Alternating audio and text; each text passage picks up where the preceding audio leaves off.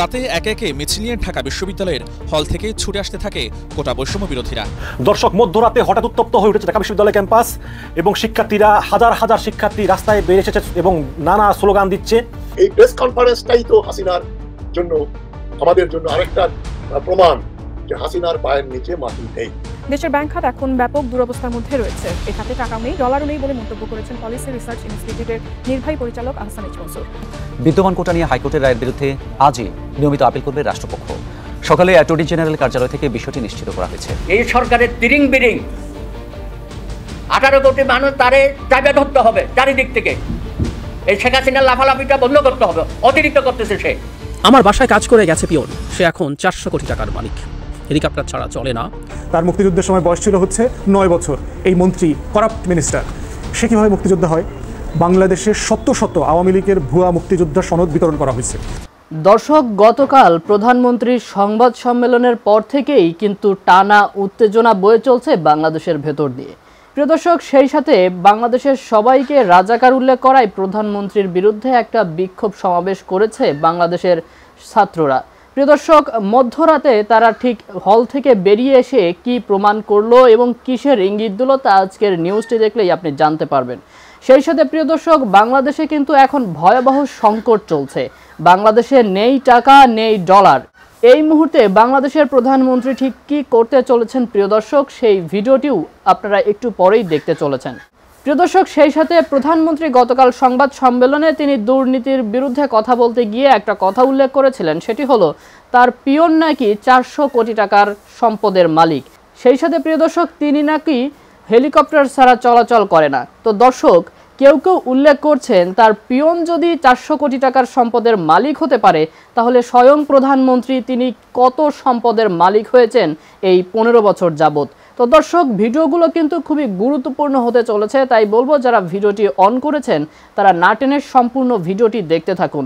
প্রিয় দর্শক, সেই সাথে বলবো যদি চ্যানেলটিতে নতুন হয়ে থাকেন তাহলে চ্যানেলটি সাবস্ক্রাইব করে পাশে থাকা বেল আইকনটি ক্লিক করে দিন। আর যারা ইতিমধ্যেই চ্যানেলটি সাবস্ক্রাইব করেছেন তাদেরকে অসংখ্য ধন্যবাদ। তো চলুন ভিডিওটিতে একটি লাইক দিয়ে আমরা ধারাবাহিকভাবে সবগুলো ভিডিও দেখে আসি। দর্শক, মধ্যরাতে হঠাৎ উত্তপ্ত হয়ে উঠেছে ঢাকা বিশ্ববিদ্যালয় ক্যাম্পাস এবং শিক্ষার্থীরা, হাজার হাজার শিক্ষার্থী রাস্তায় বেরিয়ে এসেছে এবং নানা স্লোগান দিচ্ছে। প্রধানমন্ত্রী শেখ হাসিনার একটা বক্তব্যকে কেন্দ্র করে ফের উত্তপ্ত ঢাকা বিশ্ববিদ্যালয় ক্যাম্পাস। রোববার রাত 11টার দিকে বিক্ষোভে ডাক দেওয়া হয় এবং পরে প্রত্যেকটি হল থেকে ক্যাম্পাসে মিছিল বের করেন সাধারণ শিক্ষার্থীরা।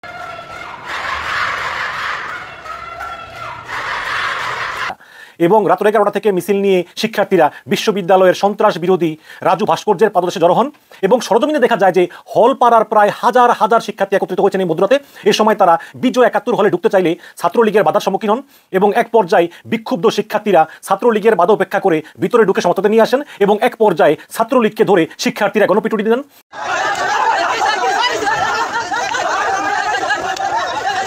পরে তারা মিছিল নিয়ে বিশ্ববিদ্যালয়ের সন্ত্রাস বিরোধী রাজু ভাস্কর্যের পাদদেশে জড়ো হন।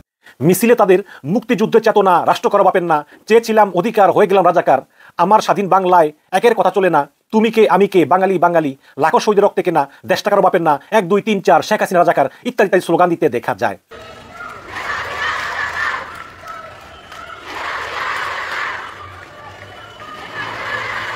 আন্দোলনকারী শিক্ষার্থী বলেন যে হলের ছাত্রলীগ নেতাদের কাছে এরকম আচরণ অপ্রত্যাশিত।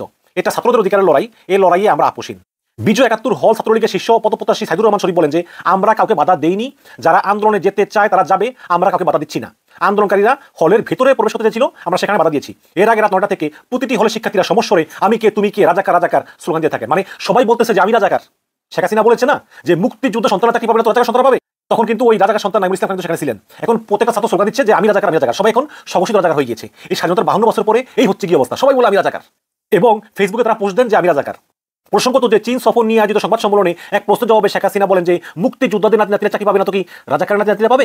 মূলত প্রধানমন্ত্রীর এই বক্তব্যের পরিপ্রেক্ষিতে সাধারণ শিক্ষার্থীদের মাঝে অসন্তোষ ছড়িয়ে পড়ে। এদিকে দর্শক, ঢাকা রাজশাহী মহাসড়ক অবরোধ করেছে রাজশাহী বিশ্ববিদ্যালয়ের শিক্ষার্থীরা মধ্যরাতে। কোটা সংস্কার আন্দোলনকারীদের অবমাননা করা হয়েছে এমন অভিযোগে হঠাৎ করে মধ্যরাতে উত্তাল হয়ে ওঠে রাজশাহী বিশ্ববিদ্যালয় ক্যাম্পাস। রাজশাহী বিশ্ববিদ্যালয়ের প্রধান ফটক সংলগ্ন ঢাকা রাজশাহী মহাসড়ক অবরোধ করেছেন বিক্ষুব্ধ শিক্ষার্থীরা রাত 12:15টার দিকে বিশ্ববিদ্যালয়ের সৈয়দ আমির আলী হল থেকে হঠাৎ করে বিক্ষোভ শুরু করেন কিছু শিক্ষার্থী। মুহূর্তেই হাজার হাজার শিক্ষার্থী বিভিন্ন হল থেকে মিছিলে যুক্ত হন এবং বিশ্ববিদ্যালয়ের জোহা চত্বরের সামনে জড়ো হতে থাকেন তারা। এরপর প্রদক্ষিণ করেন পুরো ক্যাম্পাস। মিছিলরত অনেকের হাতে দেখা গেছে জাতীয় পতাকা এবং ছাত্র সমাজ জেগেছে জেগেছে জেগেছে, রক্তে আগুন লেগেছে, তুমি কে আমি কে রাজাকার রাজাকার, তুমি কে আমি কে রাজাকার রাজাকার ইত্যাদি স্লোগানে মুখরিত উঠেছে পুরো ক্যাম্পাস। এর আগে সন্ধ্যায় আন্দোলনকারীদের বিরুদ্ধে গঠিত মামলা 24 ঘন্টার মধ্যে প্রত্যাহারের ঘোষণা দেন বিশ্ববিদ্যালয়ের বৈষম্য বিরোধী ছাত্র সংগঠনের নেতারা। এদিকে দর্শক, ঢাকা বিশ্ববিদ্যালয়ে মাঝ রাতে এখন পর্যন্ত পুরো উত্তপ্ত। মানুষ ইংল্যান্ড স্পেনের খেলা ছেড়ে এখন ঢাকা বিশ্ববিদ্যালয়ে পুরো মিছিল করতেছে, 1 2 3 4 শেখ হাসিনা রাজাকার এরকম উত্তালে উত্তালে একদম মিছিল। এদিকে আবার ছাত্রলীগের 4 নেতা এই সাধারণ ছাত্রদের সঙ্গে একাত্মতা প্রকাশ করে পদত্যাগ করেছেন। আমি তো খবর পড়ে শুনে যে কোটা সংস্কার আন্দোলনকারীদেরকে অবমাননা করা হয়েছে এমন অভিযোগে বিক্ষোভে উত্তাল উঠেছে ঢাকা বিশ্ববিদ্যালয় ক্যাম্পাস। সেই সঙ্গে আন্দোলনরত শিক্ষার্থীদের সঙ্গে একাত্মতা প্রকাশ করে পদত্যাগের ঘোষণা দিয়েছেন ঢাকা বিশ্ববিদ্যালয়ের 4 ছাত্রলীগ নেতা। ফেসবুকে তারা এই পদত্যাগের ঘোষণা দেন। রোববার রাত 11টার পর থেকে বিভিন্ন হল থেকে মিছিল নিয়ে বিশ্ববিদ্যালয়ের সন্ত্রাস বিরোধী রাজু ভাস্করের পাদদেশে গিয়ে সমবেত হন এই শিক্ষার্থীরা। এ সময় তারা তুমি কে আমি কে রাজাকার রাজাকার, এই বাংলার মাটি রাজাকারের ঘাঁটি, এই বাংলার মাটি রাজাকারের ঘাঁটি এরকম বিভিন্ন স্লোগান দেন এবং মিছিল বের করতে গিয়ে কয়েকটি হল ছাত্রলীগের নেতা এবং পদপ্রত্যাশীদের বাধার মুখে পড়েন। কিন্তু শিক্ষার্থীর বিক্ষোভের মুখে ছাত্রলীগ পালাতে বাধ্য হয়, একদম ল্যাজ গুটিয়ে পালাতে বাধ্য হয়। বৈষম্য বিরোধী ছাত্র আন্দোলনের অন্যতম সমন্বয়ক সার্জিস আলম বলেন যে আন্দোলনকারীদের প্রতি প্রধানমন্ত্রী অত্যন্ত অবমাননাকর বক্তব্য দিয়েছেন। এর প্রতিবাদে শিক্ষার্থীরা বিক্ষুব্ধ মিছিল শুরু করে। এদিকে বিক্ষুব্ধ শিক্ষার্থীদের সঙ্গে একাত্মতা ঘোষণা করে পদত্যাগ করেছেন ঢাকা বিশ্ববিদ্যালয় ছাত্রলীগের 4 নেতা।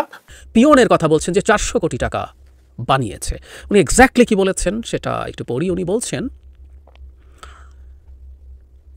আমার বাসায় কাজ করে গেছে পিয়ন, সে এখন 400 কোটি টাকার মালিক, হেলিকপ্টার ছাড়া চলে না। এটা বাস্তব কথা। কি করে বানালো সেই টাকা এখন আমি জানছি। তাকে বাদ দিয়ে কার্ড সিজ করে আমি ব্যবস্থা নিয়েছি। এটা তো হয়, যখনই চোখে আসে ব্যবস্থা নেন। এরপর বলছেন উন্নতি হতে থাকলে নাকি দুর্নীতি হতেই থাকে। এটা একেবারেই সঠিক কথা না। উন্নতির সাথে দুর্নীতি ইন্টারটুয়াইন্ড। এটা দীর্ঘদিন থেকে সরকারের দিক থেকে গেলানোর চেষ্টা করা হয়েছে।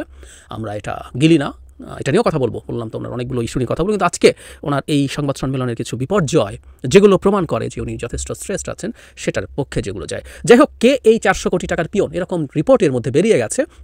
ধারণা করা হচ্ছে উনি মিস্টার জাহাঙ্গীর ওনার নাম।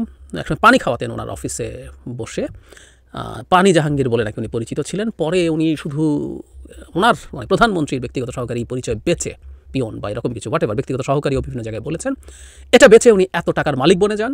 নোয়াখালী এক আসন থেকে নির্বাচনও করতে চেয়েছে, সেখানে আওয়ামী লীগের বিভিন্ন পদে ছিলেন এবং ওই পরিচয়ে অনেক কিছু হয়েছে। এবং 2023 সালে যেটা হয়েছে তার বিরুদ্ধে নীতিমতো ঘোষণা দেওয়া হয়েছিল তার সাথে যাতে কোনো যোগাযোগ না রাখে। তার সম্পত্তির একটা তালিকা আছে এরকম, মানে বাংলা ট্রিবিউন যেটা লিখছে, রাজধানী ঢাকা একাধিক প্লট ফ্ল্যাটের মালিক হয়েছে। ধানমন্ডিতে স্ত্রীর নামে 2500 বর্গফুটের ফ্ল্যাট। নোয়াখালী মাইজদি শহরের একটা এলাকায় 8 তলা বাড়ি আছে।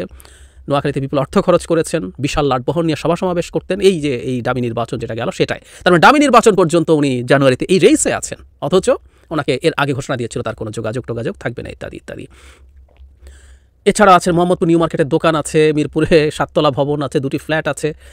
মানে আমরা বুঝতে পারি আসলে এগুলো ডিটেল পড়ে বিরক্তি উৎপাদন করার দরকার নেই। প্রধানমন্ত্রীর পিয়ন হওয়াও 400 কোটি টাকার ব্যাপার। এখন প্রশ্ন যেটা হচ্ছে, যেটা আমরা খুব স্ট্র্যাটেজিক ভুলের কথা আনা হলো, সে 7 জানুয়ারি যে ডামি নির্বাচন সেই নির্বাচনে পার্টিসিপেট করতে চাইছে।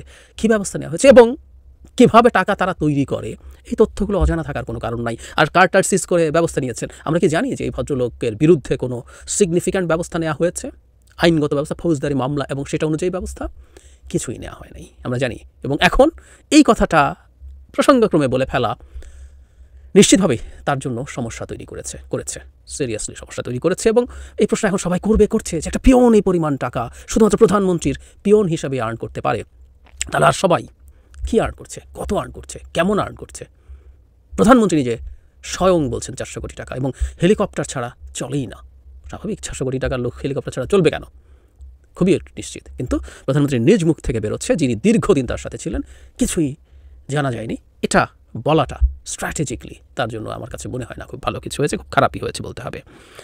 কোটা নিয়ে বিস্তারিত উনি যা বলেছেন সেটাই আসবো, কিন্তু একটা জায়গায় উনি এমন কথা বলেছেন যেটা তার শপথ নিয়ে প্রশ্ন তৈরি করে।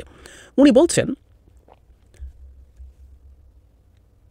একবার তারা এ ধরনের আন্দোলন করেছিল, শুধু আন্দোলন না, তারা যে ধরনের ঘটনা ঘটাচ্ছিল, সাধারণ মানুষের উপর আঘাত করা, কিছু জ্ঞানীগুণী আছে ঘরের মধ্যে বসে মিথ্যা অপপ্রচার রেকর্ড করে ছেড়ে দিচ্ছিল, সমস্ত কিছু দেখে আমি খুব বিরক্ত হয়ে যাই। তখন এক পর্যায়ে বলি, ঠিক আছে, কোটা বাদ দিলাম। তিনি বলেন, আমার উদ্দেশ্য ছিল, দেখো কোটা বাদ দিলে কী অবস্থা হয়, এখন কী অবস্থা হয়েছে তা দেখেন। এরপর উনি দীর্ঘ সময় ধরে বলেছেন কী হয়েছে, চাকরিতে কী অবস্থা। আমি আবার বলছি, কোটা নিয়ে এক্সক্লুসিভলি আমি কথা বলবো।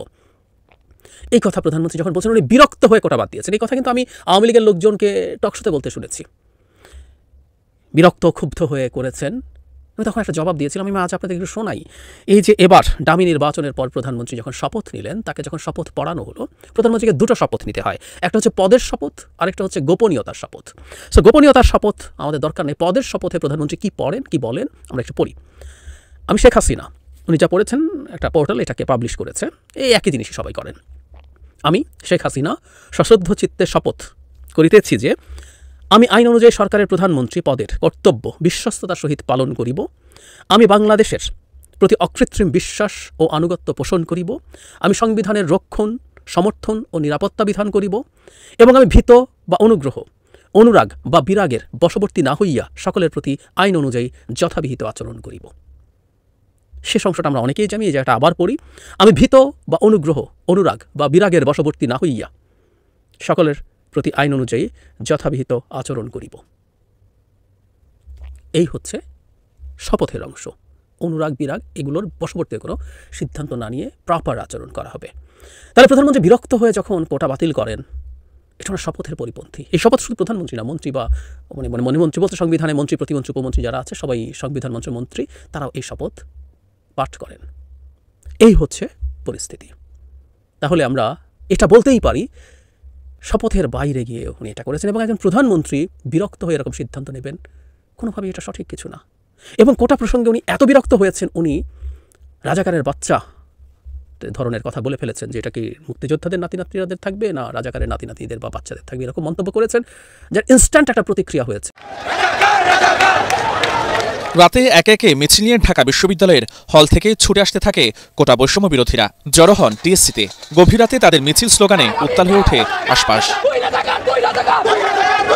কোটা বৈষম্য বিরোধী শিক্ষার্থীদের দাবি তাদেরকে রাজাকার আখ্যায়িত করা হয়েছে, যার প্রতিবাদে রাতেই মিছিল নিয়ে বেরিয়ে পড়েন তারা। আমাদের সবাইকে রাজাকারের সাথে তুলনা করলেন, আমাদেরকে মুক্তিযুদ্ধের বিরোধী একটা শক্তি হিসেবে দেখানোর চেষ্টা করলেন। আমরা এটা প্রতিবাদ স্বরূপ বের হয়েছি। আমরা যত হলের তালা ভেঙে বের হয়েছে, এটাই আমাদের উত্তর। শাহবাগে পাল্টাপাল্টি অবস্থান নেয় যুবলীগ, ছাত্রলীগ, স্বেচ্ছাসেবক লীগ সহ আওয়ামী লীগের অঙ্গ সংগঠনের নেতাকর্মীরা। তাদের দাবি বিএনপি জামাতের ইন্ধনে কোটা বিরোধীরা নিজেদের রাজাকার দাবি করছে। আন্দোলনকারীদের প্রতিহত করা হবে বলেও জানান আওয়ামী লীগের নেতাকর্মীরা। কোটা সংস্কার আন্দোলনের পিছনে যারা ইন্ধন দিচ্ছে, আমরা ইতিমধ্যে জানতে পেরেছি জামাত, বিএনপি এদেরকে ইন্ধন দিচ্ছে। প্রতিরোধ করে তুলবো বিএনপি জামাতের কুখ্যাত সেই রাজাকারের সন্তানদেরকে।